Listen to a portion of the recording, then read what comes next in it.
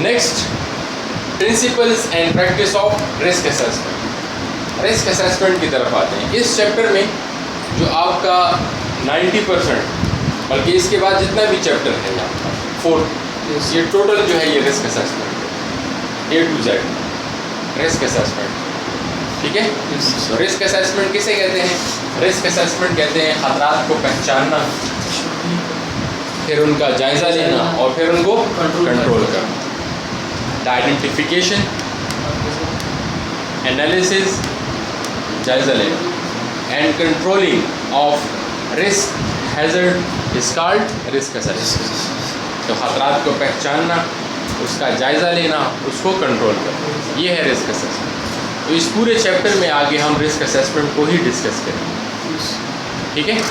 तो सबसे पहले तो हम principles and practice of risk assessment पढ़ते हैं कि रिस्क असेसमेंट हम क्यों करते हैं, हम क्यों खतरात को पहचानते हैं, हम क्यों उनका जायज़ा लेते हैं और क्यों उनको कंट्रोल करते हैं। तो that is mentioned in ILO convention C155 article 15। तो ये आपकी कानूनी जिम्मेदारी है, रिस्क असेसमेंट करना आपकी कानूनी जिम्मेदारी है, जो कि लिखी गई है कहाँ पे? ILO के कन्वेंशन C155 में लिखी है कि imposes a duty to ensure a work place is so far as reasonably practicable without risk to employees. कहता है कि ये जो कानूनी जिम्मेदारी है ये लिखी गई है कन्वेंशन C155 में आर्टिकल 15 में कि इम्पोजेज अ ड्यूटी, कि आपके ऊपर ये जिम्मेदारी आती है। आपके ऊपर मुराद ये है कि मालिक के ऊपर, कंपनी के मालिक के ऊपर ये जिम्मेदारी है कि वर्क प्लेस जो है वो क्या हो, so far as reasonably practicable हो, कि उसमें उस हद तक सेफ्टी हो कि लोग आसानी के साथ प्रैक्टिस कर सकें। प्रैक्टिस मीन्स काम कर सकें विदाउट रिस्क टू एम्प्लॉयज़, और वहाँ पे एम्प्लॉयज़ को किसी किस्म का कोई रिस्क ना हो। ठीक है। तो मीन्स के कानून में लिखा है कि मालिक की ये जिम्मेदारी है कि जो जगह हो वो सेफ़ हो, वहाँ पर रिस्क ना हो और लोग वहाँ पर आसानी के साथ काम कर सकें। तो जब ये जिम्मेदारी आ गई है, जब ये जिम्मेदारी आ गई है तो ऑटोमेटिकली फिर मालिक क्या करेगा? रिस्क असेसमेंट करेगा कि नहीं करेगा? खतरात को पहचानेगा, जायज़ा लेगा, कंट्रोल करेगा। इसका मतलब ये हुआ कि रिस्क असेसमेंट करना हमारी कानूनी जिम्मेदारी। ठीक है। अब यहाँ पे एक लफ्ज़ यूज़ हुआ है रीजनेबली प्रैक्टिकेबल। अब रीजनेबली प्रैक्टिकेबिलिटी का क्या मतलब है? तो रीज़न किसे कहते हैं? वजह। ठीक है। और प्रैक्टिकेबल प्रैक्टिस कर सकते। तो मीन्स के हमने उस हद तक सेफ्टी करनी होगी एज अ मालिक। आप मालिक हैं फॉर एग्जाम्पल, आपने उस हद तक सेफ्टी करनी होगी कि जिस हद तक आप वजह बता सकें कि हाँ हमने इतनी सेफ्टी कर ली है, रीज़न दे सकें, वजह बता सकें हाँ इतनी सेफ्टी कर ली है कि हम इसमें आसानी के साथ प्रैक्टिस कर सकते हैं विदाउट एनी रिस्क। ठीक है। तो क्योंकि 100% आप सेफ्टी कर सकते हैं नहीं कर सकते, हम रीजनेबली प्रैक्टिकेबिलिटी तक जाएंगे बस। ठीक है। So what is reasonably practicability? Balance of cost versus risk of harm. उतने ही आप पैसे लगाएंगे जितना कि वहाँ पर रिस्क, जितना रिस्क ज़्यादा होगा उतना पैसे ज़्यादा लगेंगे। ठीक है। उतना नुकसान ज़्यादा होगा। ठीक है। तो कॉस्ट क्या है? Time, effort, money. जितना ज़्यादा आप टाइम लगाएंगे, जितनी ज़्यादा आप कोशिश करेंगे, एफर्ट, जितने ज़्यादा आप पैसे लगाएंगे, तो उतना ही रिस्क क्या होगा? ज़्यादा होगा कि कम होगा? कम हो जाएगा। ठीक है। क्लियर है। तो यही चीज़ बेसिस ऑफ रिस्क असेसमेंट बनती है, रिस्क असेसमेंट की बुनियाद बनती है, जो कि हमें मजबूर कर देती है कि हम रिस्क असेसमेंट करें, खतरात को पहचानें, उसका जायज़ा लें, उसको कंट्रोल करें। ठीक है ना। अब हम आ जाते हैं हैज़र्ड और रिस्क पे कि हैज़र्ड किसे कहते हैं और रिस्क किसे कहते हैं। अक्सर ये क्वेश्चन 2 नंबर्स का आ जाता है कि define the term hazard, define the term risk. तो फिर आपने ये definition. So what is hazard? Something with the potential to cause harm, something कोई भी चीज़ with the potential to cause harm, जो कि इंसान को नुकसान पहुंचा सकती है, वो क्या है? हैज़र्ड। और risk, the likelihood that a hazard will cause harm, likelihood linked with severity. Risk कहते हैं कि किसी भी हादसे के होने की इम्कानात कितने हैं। लाइक्लीहुड मीन्स इम्कानात, लिंक्ड विद सेवरिटी, और अगर हादसा हो गया तो उसकी शिद्दत क्या होगी। शिद्दत मीन्स नुकसान कितना पहुंचेगा।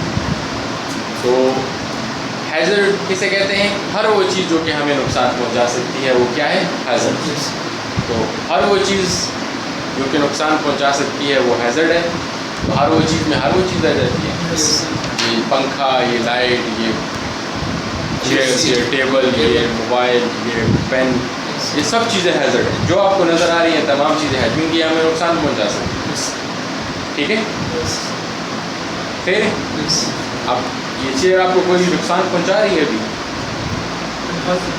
फिलहाल तो कोई नहीं पहुंचा रही, लेकिन नुकसान तो पहुंचा सकती है। कैसे? आप मिसाल के तौर पर कोई इसके साथ खेल रहा हो, पीछे गिर जाओ, ठीक है ना। तो बेसिकली चेयर हैज़र्ड है, लेकिन अभी नुकसान नहीं पहुंचा रही। तब नुकसान पहुंचाएगी जब क्या होगा? कोई वाक़या होगा, हैज़र्डस इवेंट होगा। हैज़र्ड तो है ना, नुकसान पहुंचा सकती है। ठीक है। और रिस्क किसे कहते हैं? कि किसी भी हादसे के होने के इम्कानात कितने हैं, और अगर हादसा हो गया तो उससे नुकसान कितना पहुंचेगा। अब इस सतर रोड पे एक्सीडेंट हो सकता है कि नहीं? इम्कानात ज़्यादा है ना। और अगर गाड़ी टकरा जाए बंदे के साथ तो बंदा शदीद जख्मी हो सकता है। और मोटरवे पे भी इम्कानात क्या हैं? ज़्यादा होते हैं कि नहीं? और वहाँ पे हादसा हुआ तो फिर जख्मी होगा, डायरेक्ट आ जाएगा। ठीक है। तो बेसिकली आपके ख्याल में रिस्क यहाँ पे ज़्यादा है कि वहाँ पे? मोटरवे पे ज़्यादा है ना। तो बेसिकली वहाँ पे इम्कानात भी ज़्यादा हैं और नताइज भी ख़तरनाक है। यहाँ पे इम्कानात ज़्यादा हैं लेकिन नताइज थोड़े से कम खतरनाक हैं। तो रिस्क कहते हैं कि इम्कानात कितने हैं और नताइज, ठीक है ना।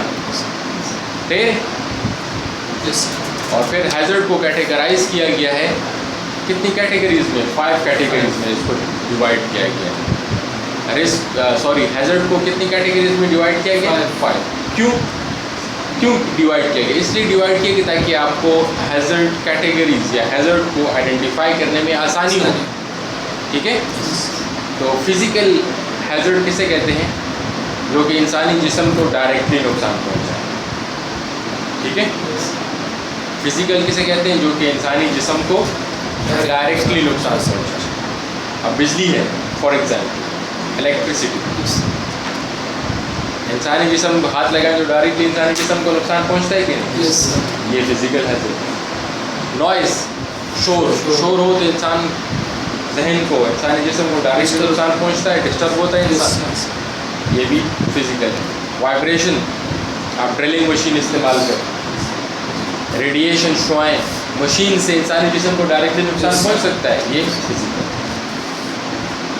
जब केमिकल से नुकसान पहुंचेगा, केमिकल्स जानते हैं?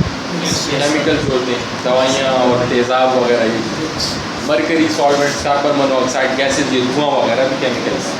इससे नुकसान पहुंचेगा तो वो केमिकल हैज़र्ड कहलाएगा। ठीक है। बायोलॉजिकल हैज़र्ड में आ जाता है बैक्टीरिया, जरासीम, ठीक है ना, हेपेटाइटिस A, B, C, ये चीज़ें, इस वायरस, बैक्टीरिया, ये चीज़ें, ठीक है ना। जब इससे इंसान बीमार होगा कि नहीं? होता है ना इंसान बीमार, इसको हम क्या कहेंगे? Biological hazard. Bacteria, virus, fungi, इसको हम बायोलॉजिकल। एर्गोनॉमिक्स, जब आप फॉर एग्जांपल सुबह जब मजदूर आता है वो शाम तक सामान को उठा रहा होता है, ऊपर ले जाता है, नीचे ले जाता है, काम कर रहा होता है, तो आया उसके जोड़ दर्द करेंगे शाम को गिरेंगे, का जिस्म दुखेगा ना। तो ये एर्गोनॉमिक्स में आ जाएगा। सामान उठा, जी, मैनुअल हैंडलिंग, सामान उठाने से रिपीटेटिव से बार बार एक काम कर रहे हो, शायद हम कुर्सी उठा रहे हैं, उधर रख रहे हो तो इधर रख रहे हो, इसको रिपीटेटिव टास्क, ठीक है। और साइकोलॉजिकल, जहनी दबाव, परेशानी, आप मिसाल आप कंपनी में जाएं और कंपनी में मैनेजर आपसे लड़ पड़े, ठीक है, या आपको ज़्यादा काम दे दे, फिर आप परेशान होंगे कि नहीं? इसको साइकोलॉजिकल हैजर्ड कहते हैं। तो हैजर्ड को कितनी कैटेगरीज में डिवाइड किया गया? 5 category, physical, chemical, biological, ergonomic और साइकोलॉजिकल। ठीक है, इसमें ये जो मशीनरी है ना, ये देख रहे हैं, इसको भी इसकी एक अलग कैटेगरी है, इसके लिए एक अलग कैटेगरी जिसको हम कहते हैं मैकेनिकल हैजर्ड। मशीन से जब नुकसान पहुंचेगा उसको मैकेनिकल कहते हैं। ठीक है, तो टोटल कितनी हो जाएंगी कैटेगरी? 6 कैटेगरी। ठीक है, क्लियर? तो आपको 6 याद होनी चाहिए। अब हम आगे आते हैं कि रिस्क असेसमेंट को करने का क्या मकसद है, हम क्यों खतरात को पहचानते हैं, क्यों उनका जायज़ा लेते हैं, क्यों उनको कंट्रोल करते हैं। इसका मकसद क्या है? To prevent death and personal injury, ताकि मौत से लोगों को बचा सके।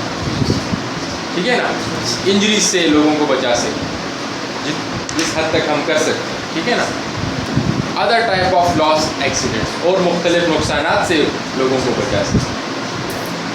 Breaches of statute law which might lead to enforcement action और प्रोसिक्यूशन।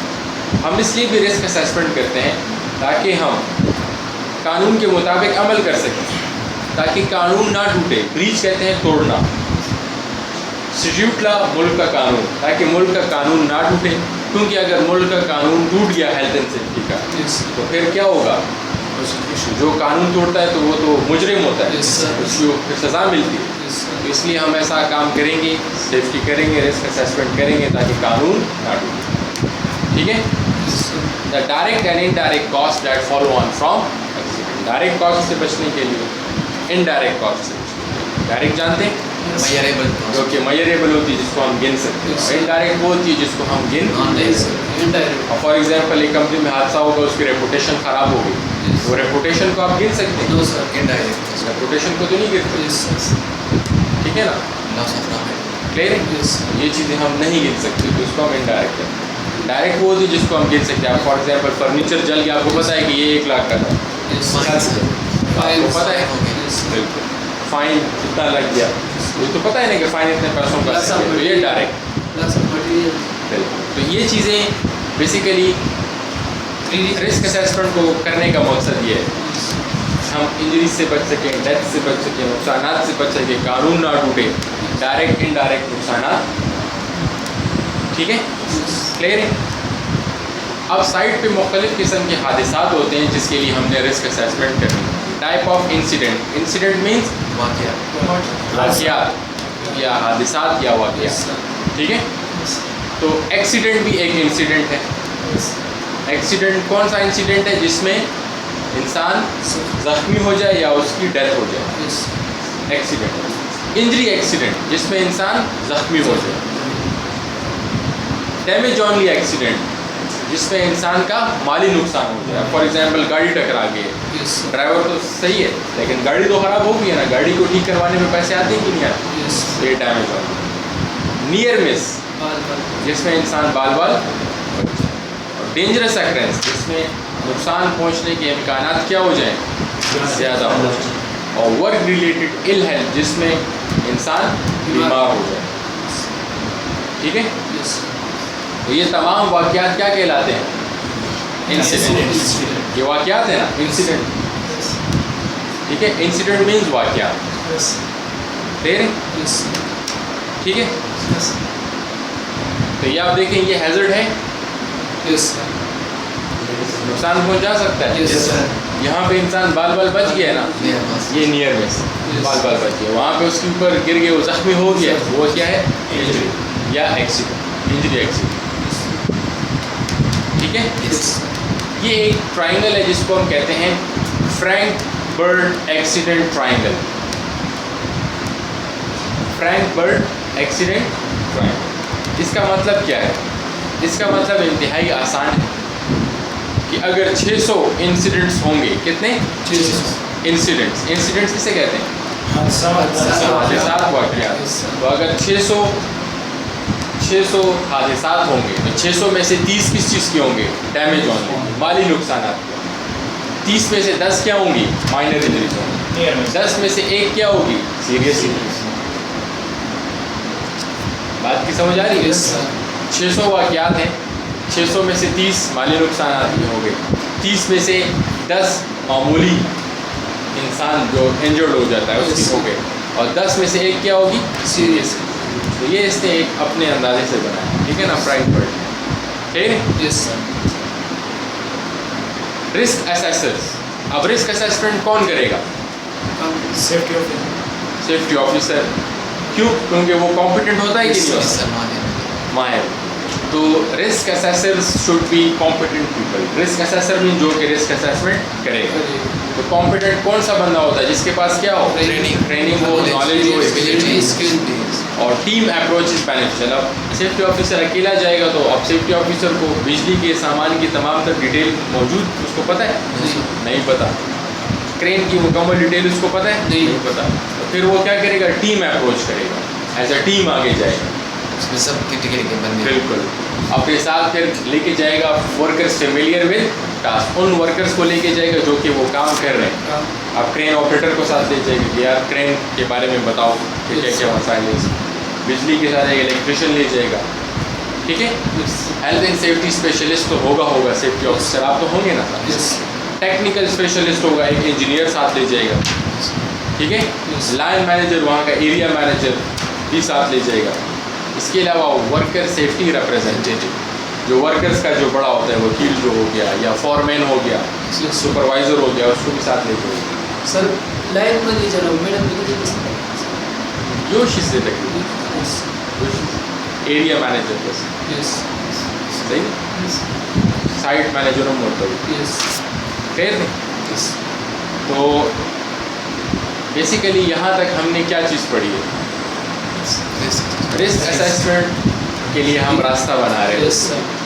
रिस्क असेसमेंट करना हमारी कानूनी जिम्मेदारी है, जो कि हमने कानून भी पढ़ा तक उसमें लिखी है। और हम रिस्क असेसमेंट क्यों करते हैं? ताकि हम एक जगह को रीजनेबली प्रैक्टिकेबल बना सकें, ताकि हम उस हद तक सेफ्टी करें ताकि वहाँ पे लोग काम कर सकें, ठीक है ना। और फिर उसके बाद हमने ये भी पढ़ा कि हैज़र्ड किसे कहते हैं, रिस्क किसे कहते हैं, हैज़र्ड को कितनी कैटेगरीज में डिवाइड किया गया है। इसी तरह बिल्कुल 6 टाइप हैं, ठीक है ना। मैकेनिकल को भी आप शामिल कर लेंगे अलग से, ठीक है। फिर उसके बाद फिर हमने इंसिडेंट की टाइप्स पढ़ी। हम रिस्क असेसमेंट का क्या मकसद है ये भी हमने पढ़ा। Relationship, accident ratio, risk assessor, risk assessment कौन करेगा, ठीक है। तो यहाँ तक काफ़ी। मंडे के दिन हम रिस्क असेसमेंट के बाकायदा से स्टेप्स शुरू करेंगे, ठीक है ना। ये देखें, ये इसके 5 स्टेप्स हैं, हम फिर एक को शुरू करते हैं, ठीक है ना। आइडेंटिफाई दी हैज़र्ड है, तो हैज़र्ड को कैसे आइडेंटिफाई करेंगे?